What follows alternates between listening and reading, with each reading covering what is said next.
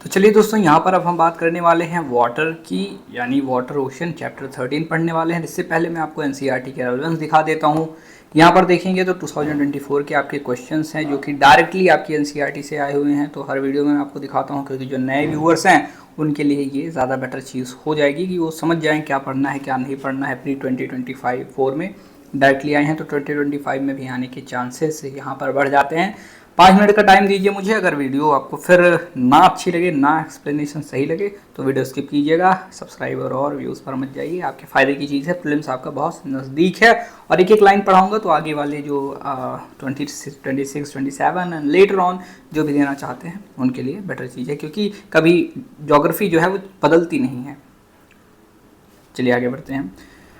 Water शुरू करते हैं और ओशन शुरू करते हैं। आप सभी लोगों को पता है जैसे कि हमारे जो ओशंस होते हैं वो कितने पार्ट में है, 2/3 पार्ट में ओशन है कि नहीं, यानी चारों तरफ से यहाँ पर ओशन भरे पड़े हुए हैं और भर भर के ओशंस हैं इधर उधर। लेकिन अब यहाँ पे बहुत सारी समस्या हमें देखने को मिल रही है। क्लाइमेट चेंज हो रहा है जिसकी वजह से पोलर ब्लीचिंग हो रही है और उसी के साथ जो स्पेसीज हैं वो एक्सटिंक्ट कर रहे हैं। ओशंस में आपको पता होगा कि सर्कुलेशंस होती हैं जो कि विंड के थ्रू होती हैं। करंट्स में फॉर एग्जांपल अभी कोई ऐसी करंट जा रही है, अब ये सरफेस से एक एयर है। अब ऐसी एयर अगर जा रही है तो जब इससे रगड़ेगी तो आप बताइए ये सामने वालों को इफेक्ट नहीं करेगी, इम्पैक्ट नहीं करेगी। तो पानी हल्का होता है। अभी आप एक ऐसे पतीले में पानी लीजिए एक, उसके बाद क्या करिए कि ऐसे उसको फूकिए।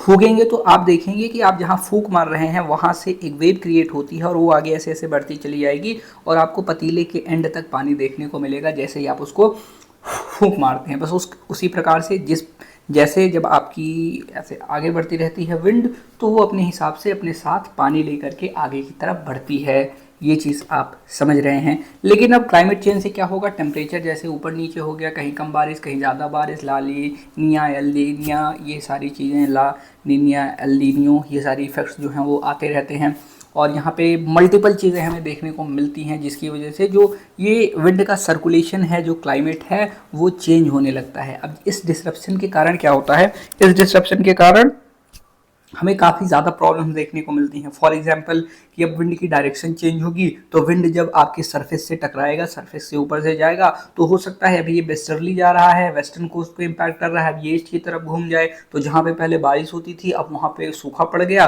और जहाँ पे सूखा पड़ रहा था वहाँ पे बारिश हो गई। तो ऐसी कंडीशंस हो सकती हैं।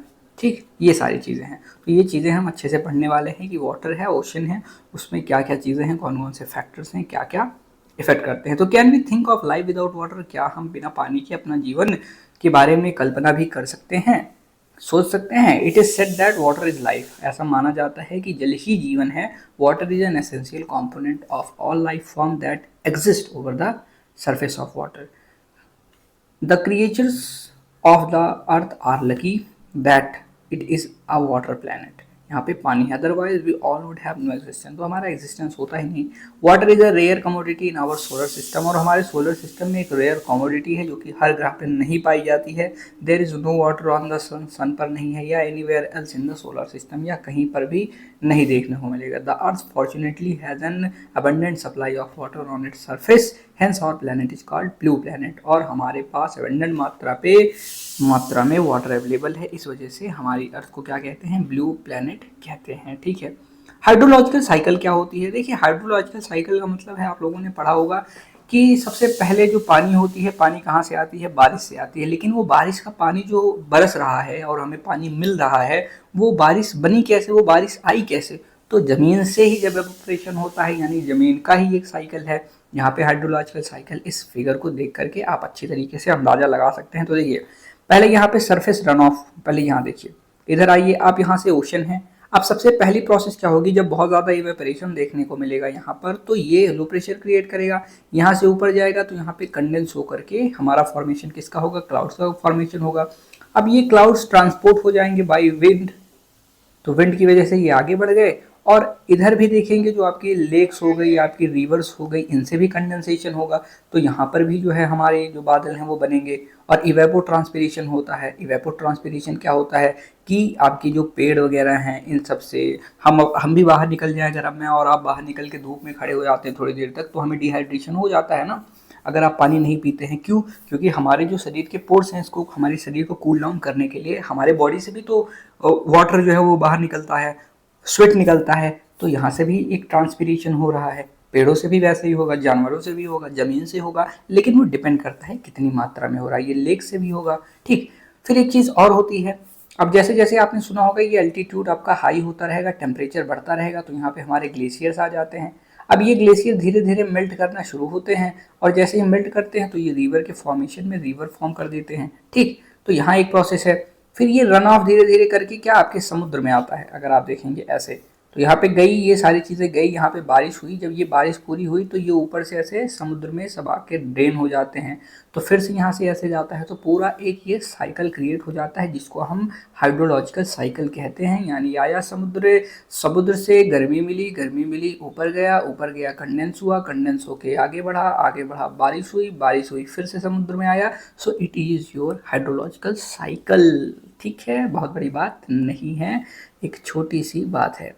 तो water is a cyclic resource, water एक साइक्लिक रिसोर्स है, यानी इसमें साइकिल में चलता रहता है, आएगा जाएगा जाएगा आएगा। It can be used and reused, इसको यूज़ किया जा सकता है, उसको दोबारा फिर से यूज़ किया जा सकता है।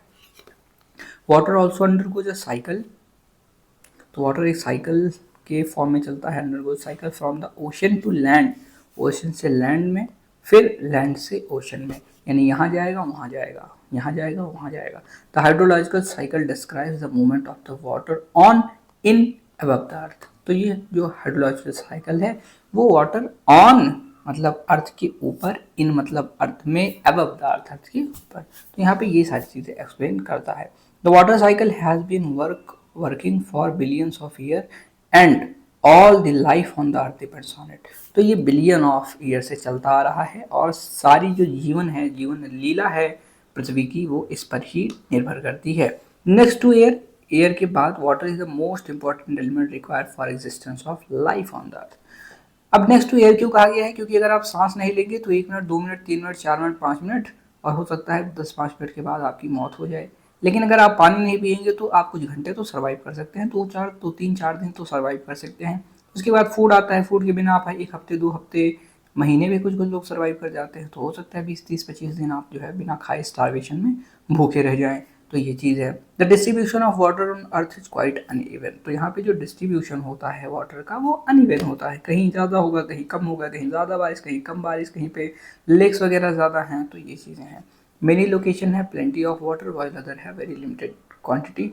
ये बात तो आपको पहले से इतनी बार पढ़ चुके हैं कि कहाँ क्या है, तो वो चीज़ें आपको समझ में आ गई हैं, और मुझे लग रहा है कि मैंने इतना पढ़ा दिया आपको कि पानी का कॉन्सेप्ट तो आपको क्लियर ही होगा कि क्यों पानी होता है, कैसे पानी आता है, ठीक है। फिर यहाँ पे होता है इस circulation of water with in the earth hydrosphere in different forms, liquid होते हैं, सॉलिड होते हैं, गैसियस फेस में होते हैं, तो ये अलग अलग फॉर्म्स में पानी मौजूद होता है। It also refers to the continuous exchange of water between the ocean. फिर टेबल देखेंगे components and process of water cycle. Component क्या क्या होते हैं? Water shortage in oceans, process क्या होती है इसमें? एवेपोरेशन हो गया, एवेपो ट्रांसपिरेशन और सब्लिमेशन, 3 प्रोसेस होती हैं। एवेपोरेशन क्या होता है बताइए आप, अभी मैंने आपको बताया। एवेपो ट्रांसपिरेशन क्या होता है वो भी मैंने बताया। सब्लिमेशन प्रोसेस क्या होती है? सब्लिमेशन प्रोसेस लास्ट वीडियो में अच्छे से एक्सप्लेन करी है, तो वीडियो आपने लास्ट वाली नहीं देखी है तो उसको देख लीजिए।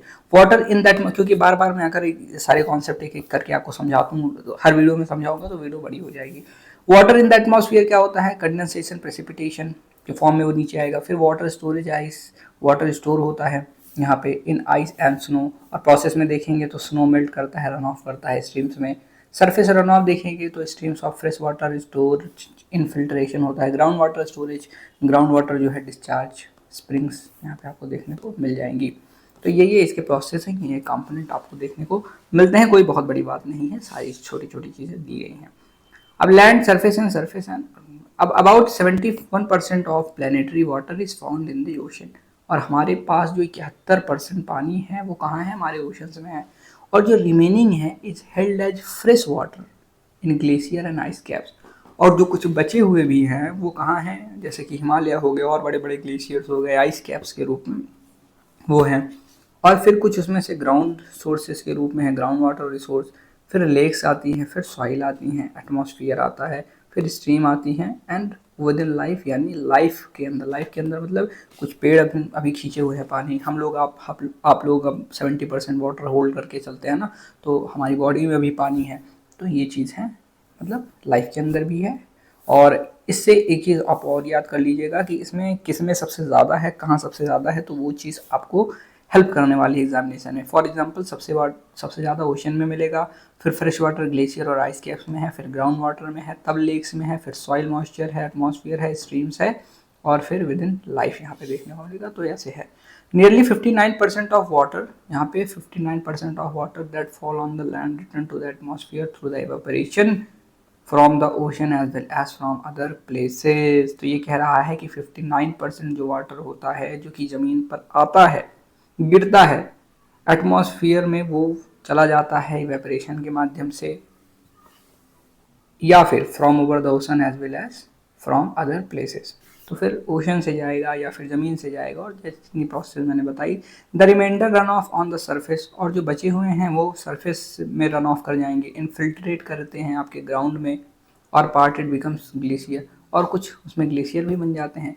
It is to be noted that the renewable water on the earth is constant while the demand is increasing tremendously. लेकिन एक चीज़ आपको ये समझनी है कि यहाँ पर जो पानी है, पानी तो आपका एक कांस्टेंट मात्रा में है कि इतना जाएगा, इतना आएगा, इतना होगा, क्योंकि गर्मी तो वैसे ही पड़ रही है, सन ऐसे ही आ रहा है, वेपरेशन वैसे ही हो रहा है, वाटर उतना ही क्वांटिटी में अवेलेबल है, लेकिन हमारे यूजेस ट्रेमेंडेंसली इंक्रीज कर रहे हैं। फॉर एग्जांपल अभी आपने गिबली आर्ट देखा होगा, तो उसमें आपका क्या है, आर्टिफिशियल इंटेलिजेंस किस पे काम करता है, आपके बड़े बड़े ग्राफिक कार्ड उसमें होंगे, बहुत बड़ी बड़े सुपर कंप्यूटर्स लगे हुए हैं जिसमें बैक एंड में हैवी प्रोसेसिंग चल रही है। अब इन प्रोसेसिंग के लिए क्या चाहिए होता है, मेटल्स चाहिए होते हैं। अब मेटल्स जब जाएंगे तो उसमें ट्यूब्स लगी होती हैं उनको कूल करने के लिए। फॉर एग्जांपल अगर आपके पास पीसी वगैरह है तो आप देख सकते हैं कि उसमें ग्राफिक कार्ड लगता है। अब वो ग्राफिक कार्ड क्या होता है, जब आप हैवी एडिटिंग या गेमिंग करते हैं तो आपके मोबाइल फ़ोन में भी है, आप देखिए हीट हो जाता है आपका मोबाइल फ़ोन, तो उसमें लिक्विड कूलिंग की जाती है। लिक्विड कूलिंग में या फिर फैन से कूलिंग की जाती है, जिसमें आपके कॉपर के वायर लगा दिए जाते हैं, कॉपर की ट्यूब्स होती हैं जिससे हीट ट्रांसफ़र होता है। फिर जैसे मल्टीपल ट्यूब्स आपकी लग गई हैं, ऐसे ऐसे ऐसे ऐसे ऐसे मल्टीपल ट्यूब्स लगी हैं। अब इसके अंदर जैसे ही यहाँ से हीट हुई, ये नीचे प्रोसेसर आपका लगा हुआ है, ठीक, ग्राफिक कार्ड है ये। अब इसमें जब ये हीट होंगी तो ये मल्टीपल छोटी छोटी छोटी छोटी ट्यूब्स लगाई हैं कॉपर की, तो हीट पूरे कॉपर वाली ट्यूब्स में ये डिसिपिएट हो जाएगी। जब हीट फैल जाएगी तो यहाँ से एक फ़ैन लगा दिया जाएगा, और ये फ़ैन जो है इसको ऐसे ब्लो ऑफ कर देगा, यानी इसको ठंडा कर देगा। तो जो हीट इतने में थी अब उसकी एरिया को बढ़ा दिया गया है, और उसकी एरिया को बढ़ाने के बाद उसके अंदर हीट को बाहर फेंकने के लिए क्या, हवा दी जा रही है। तो यहाँ से ठंडी ठंडी जो हवा बाहर वाली है, क्योंकि यहाँ पे टेम्परेचर कम है, तो ये इसको ऐसे कूल करने का काम कर रही है।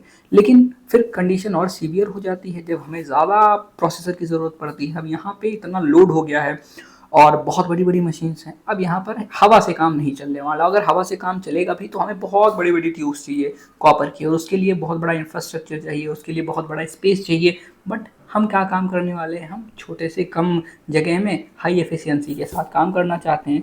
तो इस वजह से अब हमें पानी की ज़रूरत होगी, लिक्विड कूलिंग की ज़रूरत होगी। तो लिक्विड कूलिंग की ज़रूरत होगी तो हम पीने वाला पानी कहीं ना कहीं कहाँ वेस्ट कर रहे हैं, टेक्नोलॉजी के अंदर वेस्ट कर रहे हैं, और जिस वजह से वाटर क्राइसिस का निर्माण हो रहा है अलग अलग पार्ट में, स्पेशली एंड टेम्पररीली।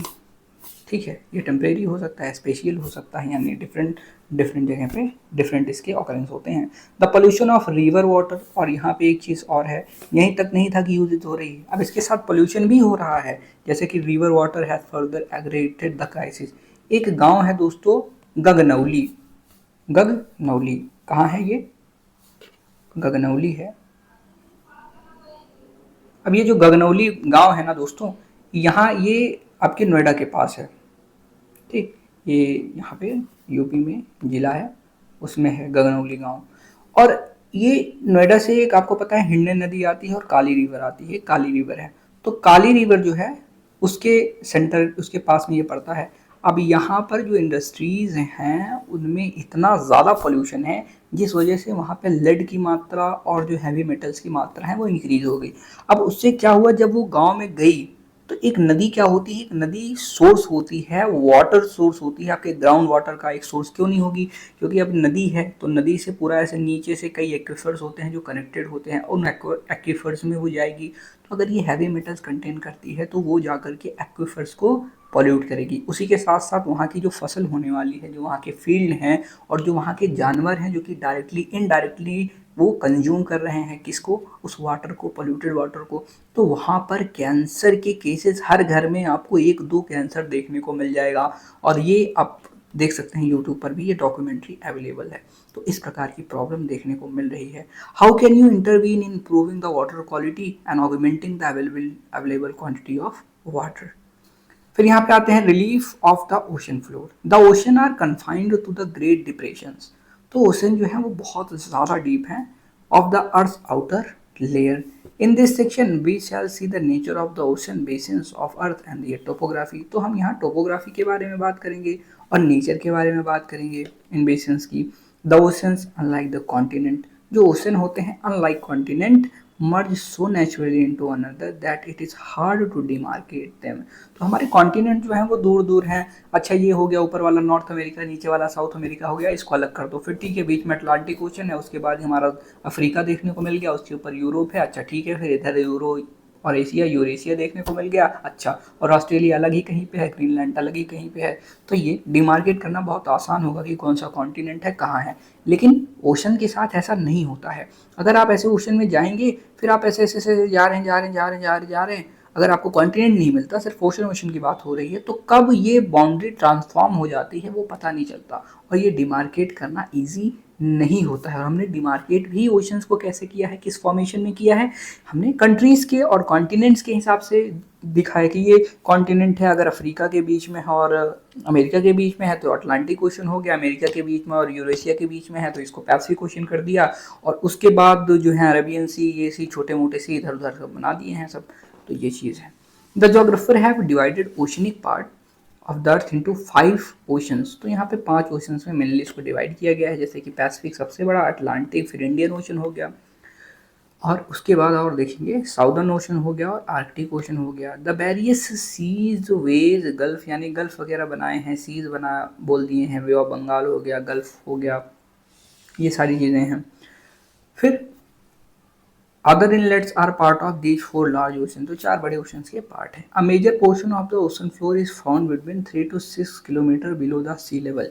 और जो मेजर पोर्शन है ओशन फ्लोर का वो 3 से 6 किलोमीटर सी लेवल के अगर हम नीचे जाएंगे, जो सी की सरफेस है, फॉर एग्जांपल ये सी की सरफेस है, अब उसके 3 से 6 किलोमीटर तक हमें देखने को मिलेंगे। The land under the water of the ocean, जो लैंड होती है पानी के नीचे, that is the ocean floor, और इसको हम ओशन फ्लोर कहते हैं। Exhibit complex and varied features as those water over the land. और यहाँ पर ऐसा नहीं है कि नीचे पूरा एकदम फ्लैट सा है, जैसे कि आपने नदियों में देखा है कि कुछ होता ही नहीं, ऐसे है नहीं। यहाँ जैसे हमारे यहाँ अलग अलग लैंडफॉर्म होते हैं, हिल्स होते हैं, प्लेट्यूज होते हैं, माउंटेन्स होते हैं, तो वैसे ही। और सबसे बड़ा माउंटेन जो है ना वो आपके पानी के अंदर है, उसका नाम आप मुझे कमेंट करके बताइए, सर्च करके भी बता सकते हैं। उसके बाद वो ऑब्जर्व करेंगे अगर, तो वो नीचे ऐसे ऐसे ऊपर नीचे इधर उधर उसकी अलग अलग पूरी टोपोग्राफी दी गई है। कहीं पे गड्ढा हो गया है, ट्रेंचेस हो गए हैं, कहीं जैसे कि मैरियाना ट्रेंच हो गया आपका, फिर कहीं पे बहुत बड़ी बड़ी हिल्स बना दी गई हैं। तो ये डिफरेंट डिफरेंट जो है यहाँ पे हमें लैंडस्केप देखने को मिल जाएंगे। The floor of ocean are rugged with the world's largest mountain ranges. तो यहाँ पे दुनिया की सबसे बड़ी बड़ी माउंटेन रेंजेस हैं। डीपेस्ट ट्रेंचेस, इतना बड़ा गड्ढा है जितना आपने ज़मीन में कभी नहीं देखा होगा। लार्जेस्ट प्लेन, इतने बड़े प्लेन्स हैं कि जो कि आपकी दुनिया में अवेलेबल ही नहीं है, कॉन्टिनेंट पे नहीं, आपने देखे ही नहीं होंगे। These features are formed like those of the continent, और कॉन्टिनेंट के जैसा ही वहाँ सब कुछ होता है by the factors of tectonic, volcanic and depositional process. तो टेक्टोनिक एक्टिविटी इससे होगी जब यहाँ पे प्लेट ऐसे ऐसे ऐसे आ रही है, उसके बाद या तो टकराएगी या तो वापस जाएगी, या तो फिर नीचे से लावा आ रहा है, मैग्मा आ रहा है जो नई नई प्लेट फॉर्मेशन कर रहा है, उससे होगी। या फिर डिपोजिशनल फीचर्स, डिपोजिशन फीचर क्या होंगे, अलग अलग आपकी अमेजॉन बेसिन बना रही है, अपना डेल्टा बना रही है, ब्रह्मपुत्र अपना डेल्टा बना रही है, गंगा और ब्रह्मपुत्र जा करके अलग डेल्टा बना रही है, तो डिपॉजिट हो रही है, डिपोजिशन ला रही है। ठीक। डिवीजन ऑफ ओशन फ्लोर्स, अब ओशन फ्लोर्स के डिवीजन्स की हम बात करते हैं, तो इनको कैसे कैसे डिवाइड किया गया है। तो 4 मेजर डिवीजन्स यहाँ पे हमें देखने को मिल जाने वाली हैं। तो यहाँ पे आपके फिगर हैं, ये देख सकते हैं, ठीक।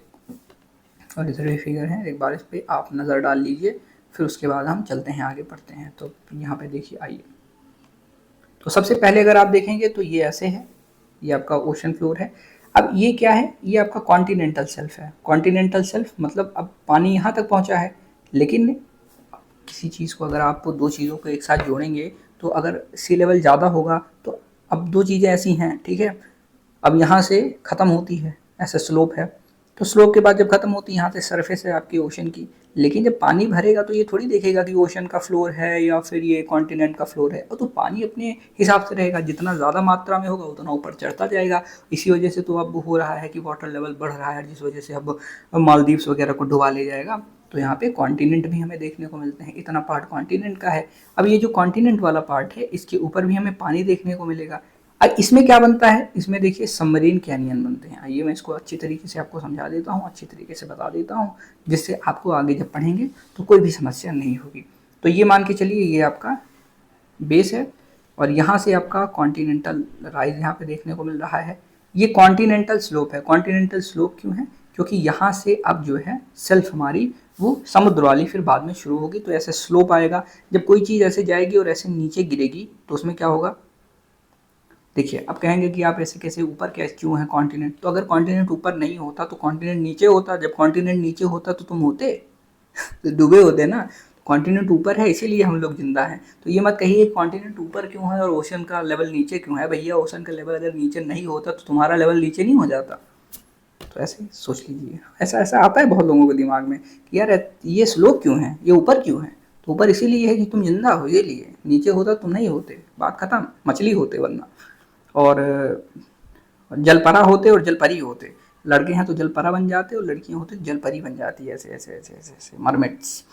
उसके बाद फिर यहाँ देखिए, यहाँ आइए, ये ऐसे हो गया। अब यहाँ से कोई चीज़ नीचे आएगी तो स्लोप होगा, और यहाँ पे आपको पता है कि डिपोजिशन भी होता है, और डिपोजिशन भी कहाँ होगा, डिपोजिशन यहाँ होगा। लेकिन अब वाटर जब ऐसे फ्लो करेगा तो यहाँ पर हमें क्या देखने को मिलेंगे, ऐसे पानी है, अब पानी जा रहा है तो बीच में ऐसे धीरे धीरे गड्ढा कर देगा। एक जगह जहाँ उसको जगह मिल जाती है फिर से बीच में फ्लो होने लगता है, बीच में फ्लो होगा धीरे धीरे धीरे धीरे, यहाँ पे एक होल क्रिएट करना शुरू कर देगा। तो ये चीज़ यहाँ पे हो जाती है, सबमरीन कैनियन इसको कहते हैं। कॉन्टिनेंटल स्लोप है। सेल्फ ब्रेक, अब यहाँ पे हमारी सेल्फ जो है वो ब्रेक हो जाती है, तो इसको सेल्फ ब्रेक के नाम से जानते हैं। यहाँ से सेल्फ नीचे हो गई, यानी सेल्फ हमारी ऐसे जा रही थी, ऐसे नीचे कट गई तो सेल्फ ब्रेक हो गया। अभी हमारी क्रस्ट है, यहाँ पे आप देख सकते हैं, ये हमारी क्रस्ट हो गई, ये सबमरीन कैनियन हो गया। कॉन्टिनेंटल शेल्फ इसमें इतना है, कॉन्टिनेंटल मार्जिन हो गया। अब डीप ओशन बेसिन्स क्या है, डीप ओशन बेसिन्स में आप अगर आप यहाँ पे देखेंगे तो डीप ट्रेंचेज आपको यहाँ पर देखने को मिल जाएंगे। ट्रेंचेज क्या है, गड्ढे हैं। अभी आगे सब कुछ आप देखेंगे तो ऐसे ऐसे आ रही है। अब डिपोजिशन यहाँ पे हुआ, ऐसे गिरने लगी। यहाँ पे ट्रेंचेज वगैरह का निर्माण कैसे होता है वो सब आप पढ़ेंगे। एबिसल प्लेन बनते हैं, कुछ दूर तक प्लेन्स होंगे जहाँ पर उनको एबिसल प्लेन कहा जाएगा। एबिसल हिल्स भी हैं, हिल्स छोटी छोटी हिल्स हो गई। यहाँ पे गोयर्स फॉर्मेशन होता है, सी माउंट्स बनते हैं, वॉल्केनोस वगैरह भी होते हैं उसके अंदर। फिर यहाँ पे मिड ओशन रिज देखेंगे, MOR। तो मिड ओशन रिज मतलब यहाँ पर आप देखिए, यहाँ पे एक इंटरेस्टिंग चीज़ है, ये एक है, ये एक साइड है। अब यहाँ से क्या निकल रहा है, लावा निकल रहा है। लावा निकलेगा तो पहले यहाँ पे कवर होगा, फिर यहाँ से ये आगे बढ़ेगा, फिर ऐसे आगे बढ़ेगा, फिर ऐसे आगे आगे आगे आगे आगे ऐसे बढ़ता रहेगा। फिर यहाँ से ऐसे ऐसे ऐसे ऐसे ऐसे ऐसे लावा निकलते हुए ऐसे आगे की तरफ बढ़ रहा है। तो ये इसे हम मिड ओशन रीजन हम कहते हैं ना, ठीक। तो ये फिगर से आप देख करके समझ गए होंगे। आइए आगे बढ़ते हैं। तो पहला कॉन्टिनेंटल शेल्फ हमें देखने को मिल जाएगा। दूसरा हमें क्या देखने को मिलता है, कॉन्टिनेंटल स्लोप मिलेगा, ठीक।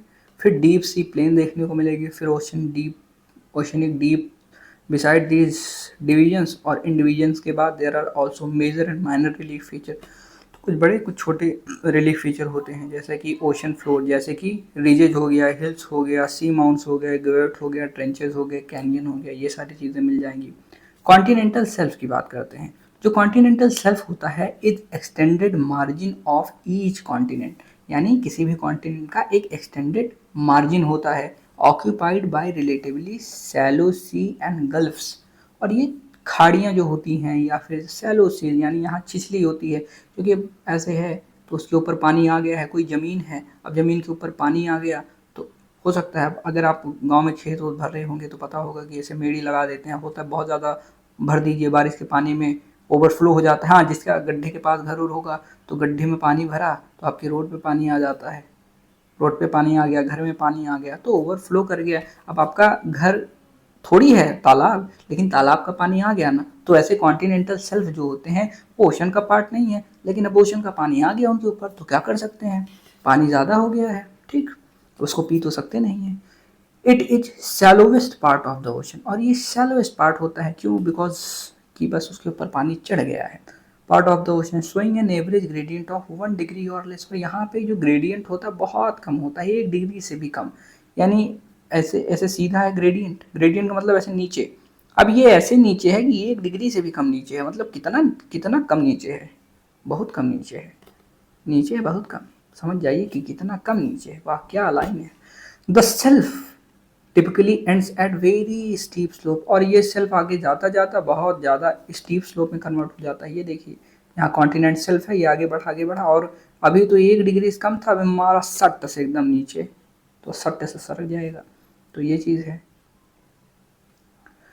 Clearance very steep called shelf break, और इसे ही हम सेल्फ ब्रेक कहते हैं कि अचानक से ऐसे सेल्फ जा रहा था और हल्का स्लोप था। अभी always there should be always a little bit slope, चाहे 1 डिग्री का ही हो, क्योंकि अगर थोड़ा भी स्लोप होगा तभी पानी जाएगा। अब स्लोप ना हो, ऐसे ऐसे ऊपर हो तो पानी थोड़ी आगे बढ़ पाएगा, 1 डिग्री ऊपर हो जाएगी, जब 1 डिग्री नीचे जा सकता है तो 1 डिग्री ऊपर रहेगा तो वो जाएगा ही नहीं, पीछे पीछे भाग जाएगा पानी। तो हमेशा थोड़ी ही तो होनी चाहिए। फिर द सेल्फ डिप्लीट्स तो जहाँ पे ये सेल्फ खत्म होता है वो ब्रेक हो जाता है। द विड्थ जो होती है, the width of continental shelf vary from one ocean to another, ये वेरी करती है, अलग अलग ओशन में अलग अलग होती है। The average width of continental self is about 80 kilometre, तो जो एवरेज होती है लगभग देखने को मिलेगा कि 80 किलोमीटर के आसपास हमें ये सेल्फ देखने को मिलेगी। फिर विशालकाय समुद्र की जो है हमें देखने को मिल जाती है, जो कैरेक्टरिस्टिक्स हैं या फिर उसकी जो प्लेन्स हैं। The shelves are almost absent और very narrow along some of margins, और कहीं कहीं ऐसा है कि ऑलमोस्ट एब्सेंट है या है ही नहीं, जैसे कि कोस्ट ऑफ चिले, ठीक, ये याद कर लीजिए, ये इंपॉर्टेंट है कि मार्जिन में like coast of Chile, west coast of Sumatra. तो यहाँ ये एक ऐसी जगह है जहाँ पे भाई साहब ये नैरो होती हैं, एब्सेंट होती हैं, तो ये एक ऐसी जगह है, ठीक। उसके बाद on contrary Siberian self, in Arctic ocean में देखेंगे तो यहाँ भैया इतना बढ़ा दिए कि 80 किलोमीटर से 1500 किलोमीटर पहुँच गया विड्थ में। और depth of the self also varies, और जो डेप्थ होती है वो भी वेरी करती है। इट में भी शैलो 30 मीटर ही हो सकती है, हम मेरे आपके लिए शैलो नहीं है 30 मीटर, क्योंकि 1.5 मीटर 2 मीटर के हम होते ही हैं। In some areas while in some areas it is at deep as 600 metre, कहीं पे 30 मीटर ही रहेगी और कहीं पे 600 मीटर पहुंच जाती है। तो continental shelves are covered with variable thickness, तो ये जो कॉन्टिनेंटल सेल्फ होते हैं वो कवर किससे होते हैं, variable thickness of sediment brought down by reverse. तो यहाँ पे सेडिमेंट्स लेके आएगा। अब आपकी जब एक रिवर चलती है, ठीक है, तो आपने देखा होगा जब नदी किनारे आप जाते हैं तो आपको क्या मिलता है, बहुत सारे सैंड मिलते हैं। कभी आपने प्रयागराज गए थे आप नहाने के लिए तो सैंड मिले हैं ना वहाँ पे आपको, नदी के किनारे आपको सैंड मिलते हैं। ऐसा क्यों होता है, क्योंकि जब नदी ऐसे ऊपर से गिरने लगती है तो उस अपने साथ कई रॉक्स, जो रॉक पार्टिकल्स हैं उनको लेती है और धीरे धीरे धीरे धीरे धीरे धीरे उनका इरोजन होता रहता है और वो छोटे छोटे छोटे छोटे कंकड़ पत्थर में और फिर उसी के साथ साथ वो सैंड में फिर डस्ट में कन्वर्ट हो जाते हैं और कुछ इसी प्रकार से ये बनती हैं। तो यहाँ पर क्या होता है कि ये अपने साथ सेडिमेंट का लोड लेके चलती हैं। जब तो स्टीप बहुत ज़्यादा होता है ना, जैसे कि हिमालय से आ रही है तो स्पीड उसकी तेज होगी और उसका जो ये विड्थ है वो कम होगी, ये लैंडफॉर्म में आप पढ़ेंगे अच्छी तरीके से।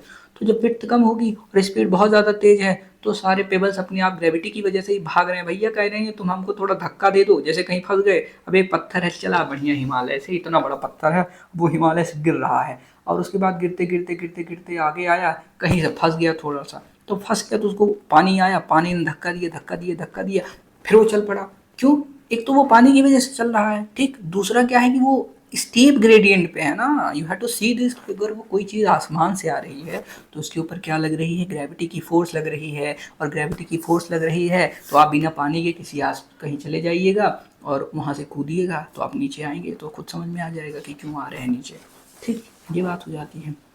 फिर रिवर आती है, ग्लेशियर आते हैं, विंड आते हैं, तो चाहे विंड से आए, चाहे ग्लेशियर से आए, चाहे रिवर से आए, तो कहीं ना कहीं से हमारे समुद्र में जो है पहुंच जाते हैं सेडिमेंट। अभी वो हाइड्रोलॉजिकल साइकिल्स में भी आपने देखा, from land and distributed by waves and currents, और ये वेव और करंट से द्वारा डिस्ट्रीब्यूट हो जाती हैं। Massive sedimentary deposit receives over long time by continental shelves. तो अब बहुत लॉन्ग टाइम में, अब 1-2 साल 3 साल की बात है नहीं, ये मिलियंस ऑफ ईयर्स की बात है। तो मिलियंस ऑफ ईयर में अगर मैं आपको रोज एक लेक्चर भी पढ़ाता रहूँगा और मिलियंस ऑफ ईयर में एक लेक्चर पढ़ाऊँगा तो मिलियंस ऑफ लेक्चर नहीं हो जाएंगे। तो बस वैसे ही सेम चीज़ है। और become source of fossil fuel, तो यहाँ पे सोर्स ऑफ फॉसिल फ्यूल भी बन जाती हैं। क्यों? क्योंकि बहुत लंबे टाइम पे है, उसमें कोई इंसान है वो मर रहा है, जानवर मर रहे हैं, मछलियाँ मर रही हैं, ये वो सब मिल करके दब दब दब दब दब के नीचे चले जा रहे हैं। तो under extreme pressure and extreme temperature they convert into fossil fuels. Simple है। कॉन्टिनेंटल स्लोप की बात करते हैं। ये कॉन्टिनेंटल स्लोप क्या होता है? Continental connects the continental shelf and ocean basin. अब ये जो कॉन्टिनेंटल स्लोप हमारा यहाँ पे है, ये कॉन्टिनेंटल स्लोप कनेक्ट किसको कर रहा है? ओशन बेसिन को। और यहाँ पे देखिए ये कॉन्टिनेंटल स्लोप इसको दोनों को कनेक्ट कर रहा है, ओशन बेसिन को और कॉन्टिनेंटल शेल्फ को। It begins where the bottom of continental shelf sharply drops. तो जहाँ पे ये वहाँ शुरू होती है जहाँ पे जो बॉटम है कॉन्टिनेंटल शेल्फ का वो ड्रॉप करता है ऑफ इनटू स्टीप स्लोप। ऐसे ब्रेक हुआ, नीचे गया। अब gradient of the slope varies from 2 to 5 degree, और यहाँ पे जो ग्रेडियंट होगा वो लगभग 2 डिग्री से 5 डिग्री तक होगा जो स्लोप है। और the depth of the slope region, यहाँ पे क्या होता है, जो इसकी डेप्थ होगी वो तकरीबन 200 से लेकर के 3000 मीटर के आसपास हमें देखने को मिल जाएगी। The slope boundary indicate the end of the continent, और यहाँ पे एक स्लोप बाउंड्री हमें देखने को मिलेगी। स्लोप बाउंड्री यहाँ पे एक स्लोप बाउंड्री है, ये आप समझ लीजिए कि ये स्लोप बाउंड्री है। और फिर यहीं से हमारा जो कॉन्टिनेंट है वो एंड हो जाता है, इधर से हमारा ओशन जो है वो स्टार्ट हो जाता है, यानी ओशन की शुरुआत हो जाती है। ठीक। अब canyon and trenches are observed in this region. अब इस रीजन में हमें कैनियंस और ट्रेंचेस देखने को मिलते हैं। अब कैनियन और ट्रेंचेस कैसे फॉर्मेशन होते हैं, तो यहाँ मैं आपको दिखा देता हूँ। ये देखिए आप, ये ट्रेंचेस हैं ये। अब ट्रेंचेस हुए, फॉर एग्जांपल यहाँ से आ रहा है, अब यहाँ से स्लोप आया, यहाँ पे सेडिमेंट हुआ, तो यहाँ पे सेडिमेंट डिपोजिशन हमें देखने को मिल जाएगा। प्लस उसी के साथ साथ क्या होता है कि ये जो ट्रेंचेस का फॉर्मेशन होता है, अब कहीं पे लोड पड़ेगा और लोड हुआ, अब ये भी हो सकता है कि यहाँ पर जो प्लेट हैं वो एक दूसरे से चिप, जैसे ये हैं, अब ये दो प्लेट आ रही हैं। अब आपने प्लेट टेक्टोनिक पढ़ी होगी, वो मैं आपको पढ़ाऊंगा आगे चल के। प्लेट टेक्टोनिक में क्या होता है, जब दोनों ऐसे टकराती हैं तो जो आपकी हमेशा देखा है, एयर मास में भी देखा है, जो आपकी हैवी वाली होती है प्लेट्स वो नीचे ऐसे घुस जाती हैं, और जो आपकी सॉफ्ट वाली होती हैं, कम डेंस प्लेट होती हैं, ऊपर होती हैं। तो आपकी समुद्र वाली प्लेट वो डेंसर होती है, तो इस वजह से वो नीचे की तरफ भागती है। जब वो नीचे जाएगी तो ट्रेंच का फॉर्मेशन होगा, तो इस जगह ये चीज़ हमें देखने को मिलती है। तो ट्रेंचेज ऐसे भी बढ़ते हैं, और फिर धीरे धीरे इन ट्रेंचेस का जो गैप है वो सेडिमेंट्स वगैरह भर लेते हैं, और यहाँ पे कैनियन देखने को मिलेगा। डीप सी प्लेन्स की बात करता हूँ। जो डीप सी प्लेन्स होते हैं आर जेंटली स्लोपिंग एरियाज, वो जेंटली स्लोपिंग एरियाज होते हैं, उनमें थोड़ा थोड़ा स्लोप होता है। ओशन बेसिन्स की ये पार्ट होते हैं। They are the flattest and smoothest region of the world, और ये ऐसे हैं कि हमारे प्लेन्स में छोड़िए, ये गंगा जी के प्लेन जो हैं, गोदावरी प्लेन है और मिसिसिपी प्लेन है, आपका अमेजॉन बेसिन है, इन सब से भी ज़्यादा फ्लैट होता है, यानी पूरी दुनिया के फ्लैटेस्ट एंड स्मूदेस्ट होते हैं। और डेप्थ इनकी 3000 से लेकर के 6000 मीटर होती है। This plains are covered with fine grained sediments like clay और सिल्ट, और यहाँ भी क्ले और सिल्ट हो सकते हैं, इनसे कवर होता है। ओशनिक डीप और ट्रेंचेस, अब यहाँ पे हम ट्रेंचेस की बात करते हैं और डीप की बात करते हैं। These are the deepest part, ये डीपेस्ट पार्ट होते हैं of the ocean. The trenches are they relatively steep sided, और थोड़ा स्टीप होते हैं ये। नैरो बेसिन्स होती हैं इनकी। They are somewhere 3 to 5 kilometre deeper, ये 3 से लेकर के 5 किलोमीटर डीपर होते हैं, सोचिए। Then the surrounding ocean floor से। They occur at the basis of continental slope, ये कॉन्टिनेंटल स्लोप के बेसिस के पास होते हैं। एंड अलोंग आइलैंड आर्क, और आइलैंड आर्क के पास होते हैं। Are associated with active volcanoes, और यहाँ पर एक्टिव वॉल्केनोज भी देखने को मिलेंगे, और अर्थक्वेक्स भी यहीं से जनरेट होती हैं। This is why they are very significant in the study of the plate movement, और इसलिए ये बहुत ज़्यादा ज़रूरी हो जाते हैं कि प्लेट मूवमेंट हो रही है। प्लेट मूवमेंट कैसी हो रही है उसकी स्टडी करने के लिए।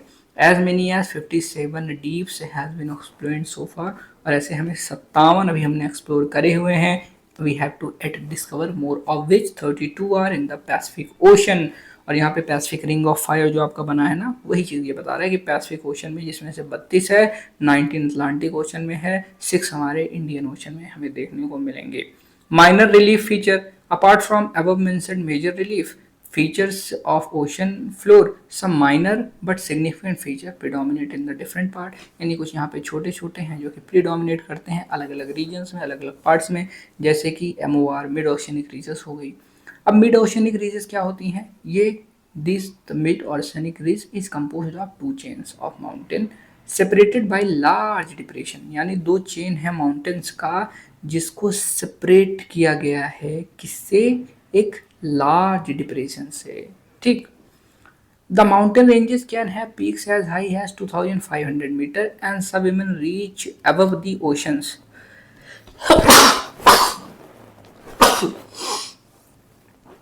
तो यहाँ पे the mountain ranges can have a peaks as high as 2500 metre, तो यहाँ पे 2500 मीटर तक इनकी पीक हो सकती है।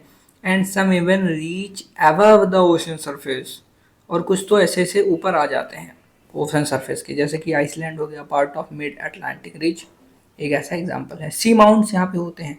सी माउंट क्या होता है? It is a mountain with pointed summits, और सी माउंटेन में जो समिट पॉइंटेड समिट होते हैं, माउंटेन जिसमें पॉइंटेड समिट्स होते हैं, rising from sea level, sea floor, ये सी फ्लोर से ऊपर होते हैं, उठते हैं, that does not reach the surface of the ocean, और ये ओशन की सरफेस तक नहीं पहुंचते हैं, उसके नीचे ही रह जाते हैं। Seamounts are volcanic in origin, और ये वॉल्केनो से क्रिएट होते हैं, यानी इनका जो जेनेसिस होता है वो वॉल्केनो के द्वारा होता है। ये तकरीबन 3000 से लेकर के 4500 मीटर टॉल हो सकते हैं। द एम्परर सी माउंट, जैसे कि द एम्परर सी माउंट है, एक एक्सटेंशन है किसका? हवाईयन आइलैंड का पैसिफिक ओशन में हमें ऐसा ही एक एम्परर सी माउंट देखने को मिल जाएगा, जिसको हम समझ सकते हैं एक अच्छे एग्जाम्पल के रूप में। अब सबमरीन कैनियन की बात करते हैं। दीज आर डीप वैलीज, अब ये जो वैलीज होती हैं ये डीप होती हैं, डीप मतलब बहुत ज़्यादा डीप होती हैं। Some comparable to the Grand Canyon of Colorado river, और यहाँ पर कुछ जो हैं कंपेरेबल हैं किससे? ग्रैंड कैनियन से, कोलोराडो रिवर की।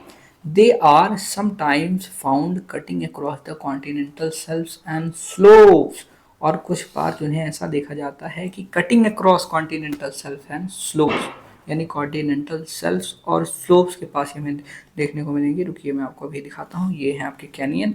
तो ये देखिए आपकी कैनियन हो गई, यानी जैसे ही ये नदियों में भी बनता है कि आप अगर वैलीज देखेंगे ऊपर से, जैसे पहाड़ों से नदी आ रही है तो फिर बीच में ऐसा अपना फॉर्मेशन कर लेती है, जैसे कि आप यहाँ पे देख रहे हैं, और इसके अंदर से फिर ये जो है बहना चालू कर देगी, इसके अंदर से बहना चालू करेगी, फिर जब ये वाले पूरे पानी इनको मिल जाएगी ये, तो फिर ये भी ऐसे होते हैं। तो ये आपने रिवर में भी देखा होगा, रिवर में ये सेम चीज़ होती है। ठीक है,